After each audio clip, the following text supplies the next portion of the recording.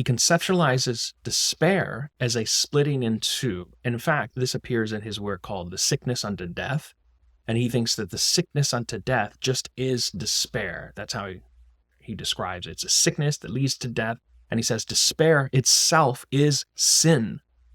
It's a sin to despair. In fact, that's the root of despair. That's ultimately what despair is. It just is sin. Why would that be? Why would despair and sin be related? And this was fascinating to me, of course, because of my work in depression.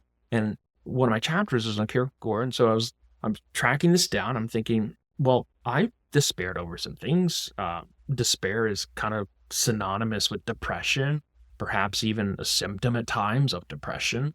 And yet that's sin. But we are told depression, of course, is not sinful.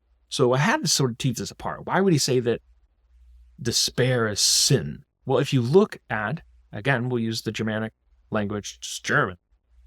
Their word for sinner is Sünder. It just means sinner. And our closest approximation in English is like when we say torn asunder.